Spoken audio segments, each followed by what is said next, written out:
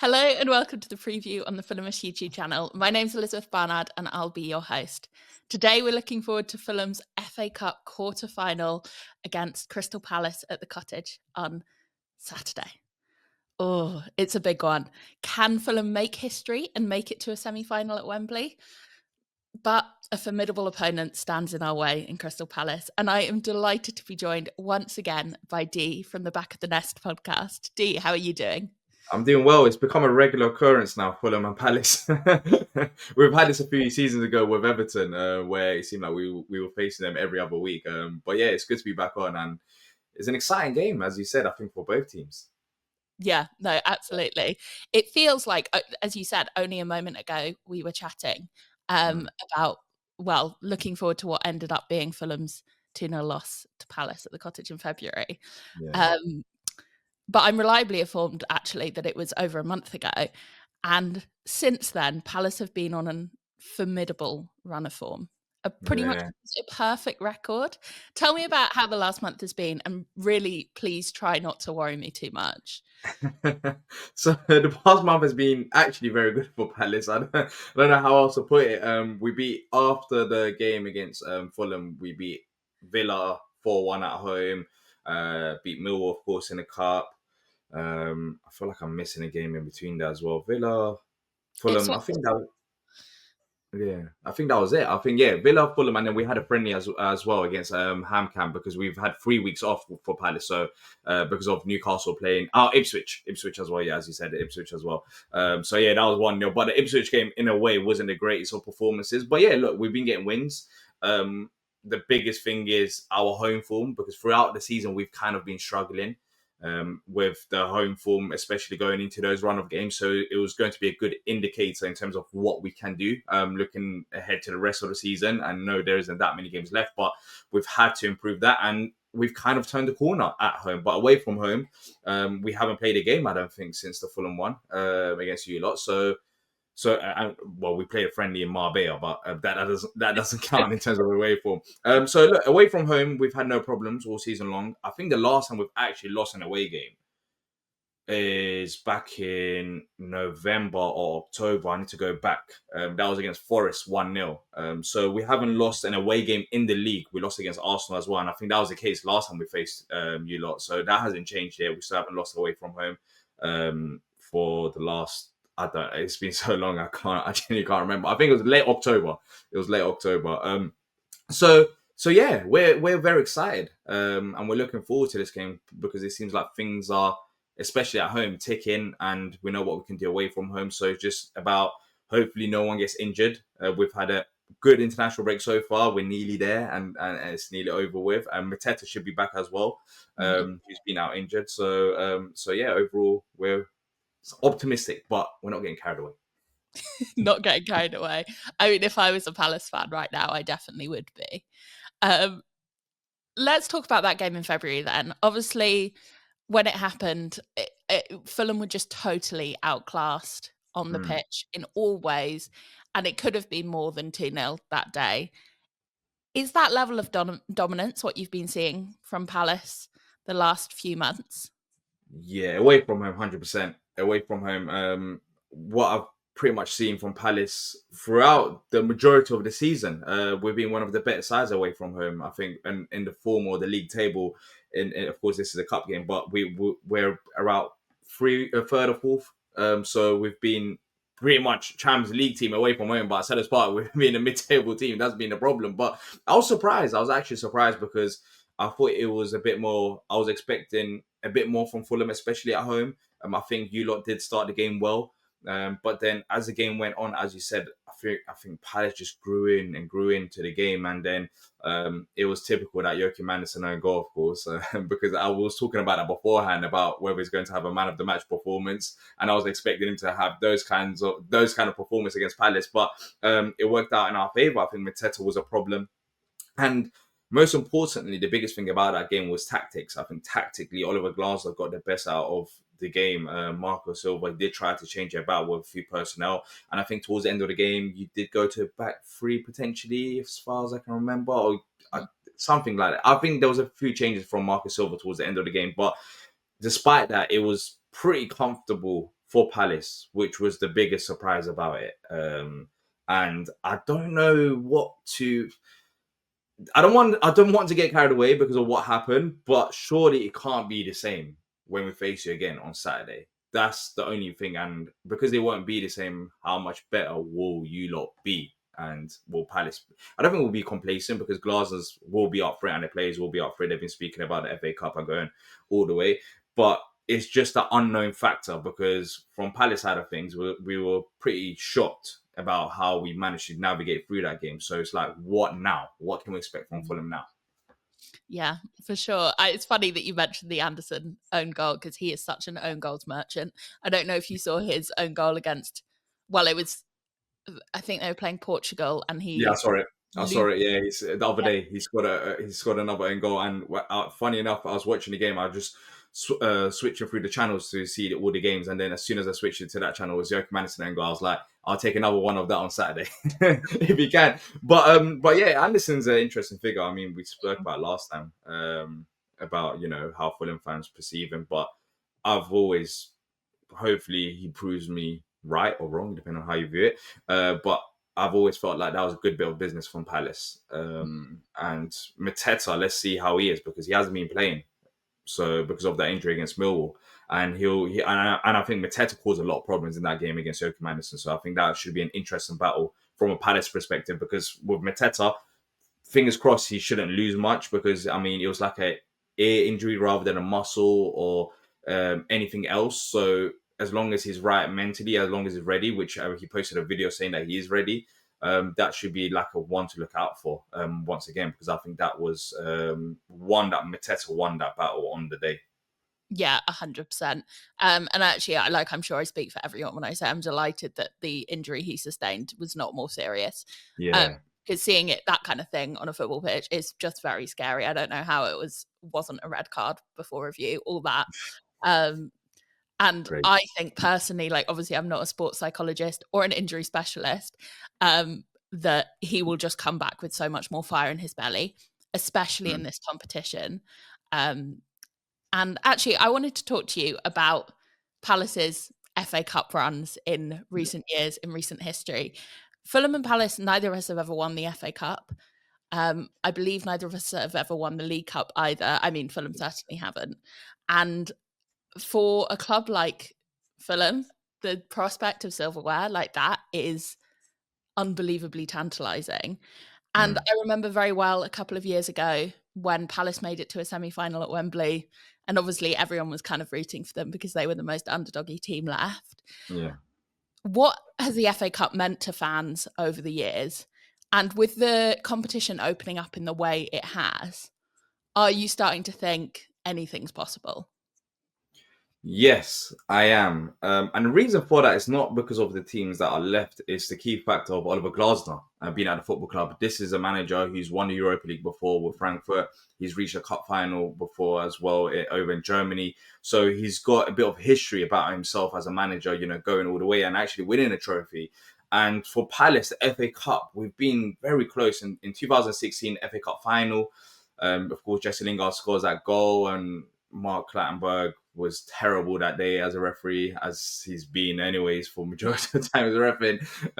And it was the pain that day was unreal for Palace fans because we were so close to winning the FA Cup. And we've gone, since we got promoted to the Premier League, we've been close. As you said, we reached the semi-finals with Patrick Vieira, which I think Vieira bottled it in my opinion because he just changed his whole system to go to a back three, which we've never played under him against Chelsea. And I mean, it was always going to be a difficult task to beat Chelsea around that time anyway. So we went out like that.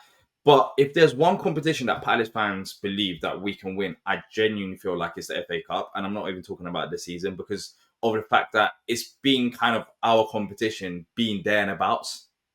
Like very close in 2016 in recent semi-finals. League Cup has never been like that. League Cup, we pretty much get knocked out early on, and this year's League Cup run ended against Arsenal away from home, but we weren't really that shocked. So when you're looking at some of the teams that's left, you have to consider the other teams in this factor as well. I think Fulham fans will be looking at this game thinking, well, there's, look at the team that's left. You've got Villa, they're not a bad side, but I think all of the teams there are beatable. It's not like a Liverpool or maybe like an Arsenal. Man City are the best team left, but on paper, however, we've seen in Man City this season. So I think that is the reason why this game holds a lot of significance, because it's one game away from Wembley, but also when you look at the tournament in itself and the teams that's left, I think all of the teams there can genuinely believe. I think Bournemouth fans can believe, Palace fans can believe, Fulham fans can believe. Like, it makes sense because Man City on their day, you can beat them. I'm not saying that they're not favourites. They are favourites right now. But you never know. So I think this game and this season holds a lot of significance for the FA Cup, which has been dominated by the big sides. Hopefully it's not Man City that wins it. Hopefully it's one of the smaller clubs. But you never know. And I think with Oliver Glasner, that's what's given me the faith, because of what he's done in his previous clubs. Yeah, I assume you were out of the FA Cup by the time he took over last spring, right? Yeah. He took over around March, and I think it was Everton that knocked us out under Roy Hodgson. So yeah, we were already out of the FA Cup. So this is good shout. It's his first FA Cup run as well. And every game he took it very seriously. FA Cup, League Cup, like he really wants to win a cup. And he said that as well, since he's joined, like he takes every game seriously, which I think every manager wants to win a cup. But with Oliver Glasner, his actions have backed up what he's been saying in terms of team selection throughout the tournament. And yeah, he's his first FA Cup run. So, and he's never managed Wembley, I don't think. So it'll be amazing. I really do want to go back to Wembley. It's a great feeling to go back there. But yeah, it's not going to be easy. Yeah, I mean, me too. And again, I feel that feeling of feeling quite close now. Like, it's only one game and then we get to Wembley. But when we drew Palace, it was literally just after we'd beaten Manchester United on penalties and all the emotions of that. So I was on cloud nine. But then we drew Palace and I was like, oh, it's just not the best tie for Well, us. who would you rather have? Because in my opinion, I think when we drew Fulham, I don't mean this in a cocky way, but I think Preston North End was the number one choice for me. And then I think my second choice would have been Fulham. Maybe because it's the most recent result, but Bournemouth, City, Villa, maybe Villa as well, because we have beaten Villa quite a few times under Unai Emery. Well, we've seen like we get results against them, especially under Oliver Glasner. But I think for both sides, I'm a bit surprised, because I thought as a Fulham fan, maybe you might be excited to face Palace because of the other team that's left. Because I think Bournemouth have been better than us this season. Only Preston North End, maybe.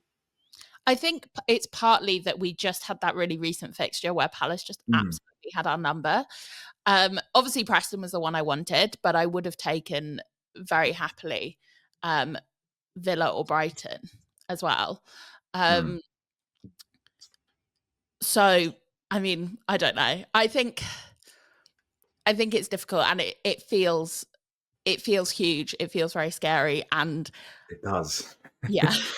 It does. It really does. It really does. Because as you said, I keep forgetting about Brighton out there. I haven't even mentioned Brighton once, but you mentioned that. I keep forgetting. There's a prospect of, if Brighton beat, I think Forest are there as well. If Brighton beat Forest, and then if we ended up getting a result, let's say, and went to the semi-finals, or if we face Brighton in semi-finals, or a lot of Palace fans have been saying, if we do go far and all the way, would you want a Palace Brighton final? Because that would be absolutely crazy. Like that, either Palace or Brighton fans are gonna have the bragging rights. But there's a lot of like storylines within it as well. I think Forest are doing well. We'll see how what type of team they put out there for this game, because I'm pretty sure they would want still a cup run. But yeah, as you said, apart from Preston, and I mean that with all due respect, of course, I think all of the other teams on their days they can beat each other. I truly believe that. So I honestly don't know what to expect going forward. Yeah, it's opened up for all of us. We were knocked out by Preston in the League Cup this Oh, year. is it? I can't be too fussy about them. It was like the world's longest penalty shootout, 16-15. I remember that. Yeah. I remember that now. I remember that. Yeah, well, I guess you still would have liked to face Preston, I guess, for revenge. Yeah, face some old demons for sure. And also on paper, like obviously the easiest tie. Yeah. Before we go, I would love to get a score prediction from you. I know for both of us, this is obviously like a really big game, and I don't want to force you to nail your colours like one way or the other. But it would be good to hear how you think it's going to go. So hard. as I as I said, based on the last game, I think it was a perfect day out, 2-0 win. On just the whole day. Going there as well. I went to the game. This one, I don't. Oh,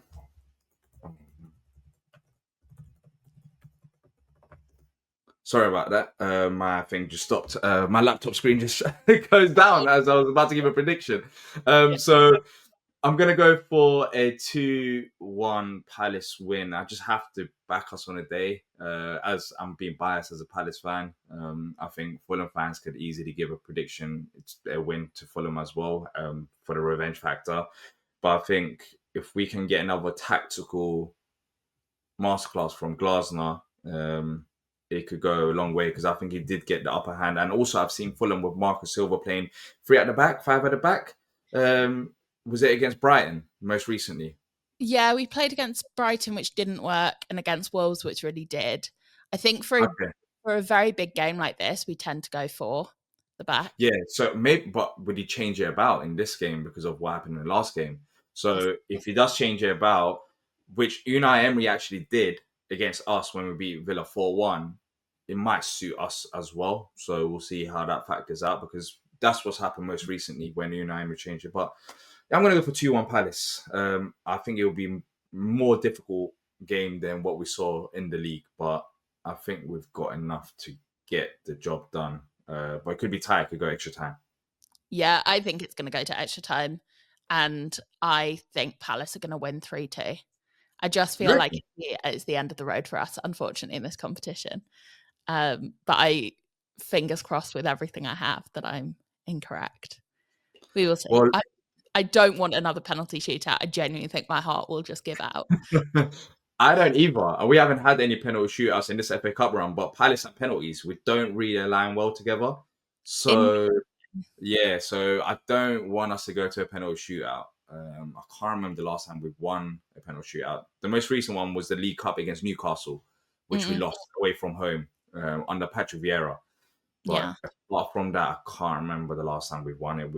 In previous cup competitions, I mean, lost against Cardiff in the League Cup around, about 10, 30, actually 13 years ago. So yeah, let's see. Hopefully no penalty shootouts for both of us, for both of our hearts. We've got, I mean, I'm absolutely jinxing it now, but we've got quite a good record in penalty shootouts, but it's just my nerves can't handle it. Dee, thank you so much for joining me today to talk through this big game. Thank you for having me on, and all the best for the rest of the season. Yeah, you too. We can definitely say we won't be playing each other again after this. Yeah, exactly. After this is done, until next season anyways. Yeah, exactly. And thank you for watching the preview. Leave your score predictions down in the comments below, and get me a bit more hyped for the prospect of this fixture on Saturday. Come on, you Whites.